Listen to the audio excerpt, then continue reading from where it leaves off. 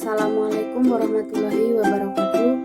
Saya Histi Putaningrum dengan NIM 205231081 BBS 4C akan menyampaikan mengenai landasan ekonomi mikro dalam ekonomi makro, yaitu konsumsi, untuk memenuhi tugas mata kuliah ekonomi makro yang diampu oleh Ibu Rizky Nur Ayuning Putri.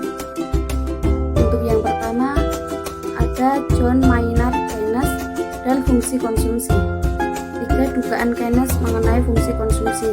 Yang pertama, kecenderungan mengkonsumsi marginal atau marginal propensity to consume. Jumlah yang dikonsumsi dari setiap dolar tambahan adalah 0 dan 1.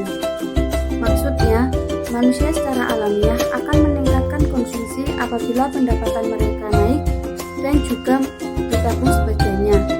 Untuk dugaan yang kedua, ada rasio konsumsi terhadap pendapatan yang disebut dengan kecenderungan mengkonsumsi rata-rata atau average propensity to consume. Konsumsi turun apabila pendapatan naik, dikarenakan pendapatan disisihkan untuk ditabung. Keynes menduga orang kaya menabung lebih banyak dibanding dengan orang yang memiliki ekonomi di bawah. Dugaan yang ketiga ada pendapatan. Keynes berpendapat bahwa pendapatan merupakan determinan konsumsi yang penting, sementara tingkat bunga tidak begitu memiliki peran penting.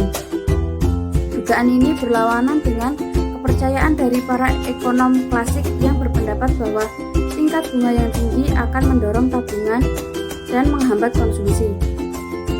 Yang kedua ada Irving Fisher dan pilihan antar waktu.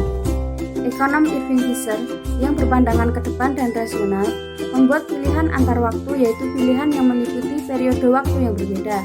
Model Fisher menghilangkan hambatan-hambatan yang dihadapi konsumen, preferensi yang mereka miliki, dan bagaimana hambatan-hambatan serta preferensi ini bersama-sama menentukan pilihan mereka terhadap konsumsi dan tabungan. Batas anggaran antar waktu. Konsumen menghadapi batasan dalam menentukan berapa banyak yang bisa dibelanjakan, yang disebut dengan batas atau kendala anggaran atau budget constraint. Ketika mereka memutuskan berapa banyak akan mengkonsumsi hari ini dengan berapa banyak akan menabung di masa depan, mereka menghadapi batas anggaran waktu atau intertemporal budget constraint yang mengukur sumber daya total yang tersedia untuk konsumsi hari ini dan masa depan. Keputusan yang dihadapi konsumen yang hidup dalam 2 periode 1 menunjukkan masa muda konsumen dan periode 2 menunjukkan masa tua konsumen. Ada 3 kombinasi pilihan keputusan yang dapat diambil dalam kondisi demikian. Pertama, konsumen mendapatkan pendapatan Y1 dan mengkonsumsi Z1 dalam periode 1 dan menghasilkan pendapatan Y2 dan mengkonsumsi Y2 dalam periode 2. Semua variabel adalah nilai real, yaitu disesuaikan dengan inflasi. Kedua, konsumen memiliki kesempatan untuk menabung pada periode pertama dan lebih banyak konsumsi pada periode kedua. Yang ketiga ada, karena konsumen memiliki kesempatan untuk meminjam uang, konsumsi dalam periode 1 melakukan konsumsi lebih besar daripada pendapatan dalam periode itu. Jika tingkat bunga adalah 0, batas anggaran menunjukkan bahwa konsumsi dalam 2 periode sama dengan pendapatan totalnya. Biasanya, tingkat bunga lebih besar dari 0, konsumsi dan pendapatan masa depan didiskontoan oleh faktor 1 plus R. Pendiskontoan ini berasal dari bunga tabungan, karena konsumsi masa depan disisihkan untuk tabungan yang mendapatkan bunga. Konsumsi masa depan lebih murah daripada konsumsi saat ini. Faktor 1 per 1 plus R adalah harga konsumsi periode kedua yang diukur dalam bentuk konsumsi periode pertama, jumlah konsumsi periode pertama yang konsumen harus jalankan untuk memperoleh 1 unit konsumsi periode kedua. Selanjutnya ada kritik Wesley Misel. Wesley Misel merupakan salah satu ahli ekonomi kenamaan di Amerika Serikat dan merupakan pendiri National Bureau of Economic Research. Mengumpulkan data makro menurutnya adalah lebih penting daripada memberi sumbangan kepada teori ekonomi murni. Kumpulan-kumpulan tulisannya dihimpun dalam buku Lecture Notes of Type Economy Theory. Ketika belajar di Universitas Chicago, bisa mempelajari sejarah pemikiran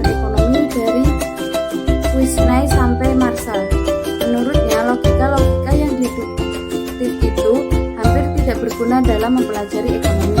Meskipun demikian, ia mulai melirik dan tertarik kepada pemikiran yang dikemukakan gurunya, yaitu Veblen. Misal selanjutnya berpendapat bahwa kelemahan metodologis yang ditemukan pada Veblen sama dengan yang ditemukan pada aliran ekonomi ortodoks. Hal ini disebabkan keduanya gagal untuk menguji asumsi-asumsi mana yang dapat membawa hasil yang memuaskan. Penelitian misal yang tanpa terikat kepada teori-teori tertentu dapat disimak pada tulisannya Rentan Siklus Ekonomi atau Business Cycle. Pendekatannya sangat cermat dengan membangun dan memberi penjelasan terhadap berbagai rangkaian data dalam uraian waktu dan mulai menyusun langkah-langkah menuju teori yang bersifat sementara. Pendekatannya cenderung pada evolusioner sebab-musabab yang kumulatif. Menurutnya, setiap siklus ekonomi sifatnya unik. Maka, untuk membentuk model yang sifatnya umum relatif sukar karena setiap siklus mempunyai ciri-ciri bersamaan. Persamaan ciri ini timbul karena adanya kekuatan-kekuatan ekonomi yang muncul dalam berbagai tahap siklus seperti resesi, pemulihan atau recovery, masa makmur atau prosperity, dan depresi. Selanjutnya ada Francesco Modigliani dan hipotesis daur hidup. Pada 1950-an, Francesco Modigliani, Albert Ando, dan Bamberg menggunakan model perilaku konsum Visser untuk mempelajari fungsi konsumsi. Salah satu tujuan mereka adalah mempelajari teka-teki konsumsi. Menurut model Visser, konsumsi bergantung pada pendapatan seumur hidup seseorang. Modigliani menekankan bahwa pendapatan bervariasi secara sistematis sepanjang hidup orang dan bahwa tabungan memungkinkan konsumen memindahkan pendapatan dari waktu hidup ketika pendapatan tinggi ke waktu ketika pendapatan rendah. Interpretasi perilaku konsumsi ini membentuk dasar dari hipotesis daur ulang atau life cycle hypothesis. Hipotesis daur ulang. Salah satu alasan penting pendapatan bervariasi sepanjang hidup seseorang adalah pensiun. Kebanyakan orang berencana untuk berhenti bekerja pada usia 65 tahun. Penghasilan mereka akan turun ketika mereka pensiun, namun mereka tidak ingin penurunan besar dalam standar hidup mereka yang diukur dengan konsumsi mereka. Untuk mempertahankan tingkat konsumsi mereka setelah pensiun, orang harus menabung selama tahun-tahun bekerjanya. Seorang konsumen yang mengharapkan untuk hidup T tahun lagi memiliki kekayaan W dan berharap untuk mendapatkan penghasilan Z sampai dia pensiun R tahun dari sekarang. Pada teori konsumsi Modigliani ini, tingkat konsumsi yang dipilih konsumen yaitu untuk mempertahankan tingkat konsumsi yang lancar selama hidupnya. Sumber daya seumur hidup konsumen terdiri dari kekayaan awal dan pendapatan seumur hidup R kali Y. Untuk kesederhanaan, kita mengasumsikan tingkat bunga 0. Jika tingkat bunga lebih besar dari 0, kita perlu memperhitungkan bunga yang diperoleh dari tabungan juga. Konsumen dapat membagi sumber daya seumur hidupnya di antara tahun-tahun sisa hidupnya. Asumsi yang digunakan bahwa ia ingin mencapai jalur konsumsi yang semulus mungkin. Oleh karena itu, ia membagi total W plus RY ini secara merata di antara tahun-tahun T dan konsumsi setiap tahunnya C sama dengan W plus RY bagi T. Fungsi konsumsi orang ini dapat ditulis sebagai berikut. C sama dengan 1 per T dikali W plus R per T dikali Y. Selanjutnya ada Milton Friedman dan hipotesis pendapatan permanen. 1957, Friedman menyatakan hipotesis pendapatan permanen atau permanent income hypothesis untuk menjelaskan perilaku konsumen. Esensinya adalah konsumsi saat ini proporsional terhadap pendapatan permanen. Hipotesis pendapatan permanen Friedman melengkapi hipotesis daur hidup Modigliani. Keduanya menggunakan teori konsumen milik Visser untuk menyatakan bahwa konsumsi sebaiknya tidak bergantung pada pendapatan saat ini saja, tapi tak seperti hipotesis daur hidup yang menekankan bahwa pendapatan mengikuti pola reguler selama hidup seseorang. Hipotesis pendapatan permanen menekankan bahwa orang mengalami perubahan acak dan temporal dalam pendekatan mereka dari tahun ke tahun. Untuk hipotesisnya, Friedman menyarankan kita memandang pendapatan saat ini sebagai jumlah dari dua komponen, pendapatan permanen atau permanent income (YP) dan pendapatan transitoris atau transitory income (YT). Saran yang diberikan oleh Friedman bahwa kita harus melihat pendapatan Y saat ini sebagai jumlah dari dua komponen, yaitu pendapatan permanen YP dan dari pendapatan sementara YT, sehingga dapat dirumuskan dengan Y sama dengan YP plus YT. Penghasilan permanen yaitu bagian dari pendapatan yang diharapkan seseorang untuk bertahan di masa depan. Penghasilan sementara merupakan bagian dari pendapatan yang tidak diharapkan untuk bertahan. Dengan kata lain, pendapatan permanen adalah pendapatan rata-rata dan pendapatan sementara merupakan penyimpangan acak dari rata-rata itu. Untuk melihat bagaimana dapat memisahkan pendapatan menjadi dua bagian, ada contoh berikut.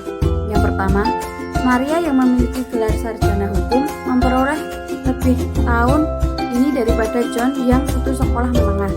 Pendapatan Maria lebih tinggi dihasilkan dari pendapatan permanen yang lebih tinggi karena pendidikannya akan terus memberi gaji yang lebih tinggi. Untuk contoh yang kedua ada Sue, seorang petani jeruk Florida berpenghasilan kurang dari biasanya karena pembekuan menghancurkan panennya. Bill, seorang petani jeruk California berpenghasilan lebih dari biasanya karena pembekuan di Florida melonjakkan harga jeruknya. Pendapatan Bill yang lebih tinggi dihasilkan dari pendapatan sementara yang lebih tinggi karena faktor cuaca. Bill tidak mungkin memiliki kemampuan mengatur cuaca. Tahun depan belum tentu pendapatan Bill lebih baik dari Sue. Milton Friedman memberi alasan terkait hal tersebut, bahwa konsumsi seseorang mengandalkan pada pendapatan permanennya sebab konsumen memanfaatkan tabungan dan pinjamannya untuk memperlancar konsumsi mereka dalam menanggapi terjadinya perubahan. Sementara pada pendapatan, dengan demikian konsumen menghabiskan pendapatan permanen mereka, tetapi mereka menabung daripada menghabiskan sebagian besar pendapatan sementara mereka.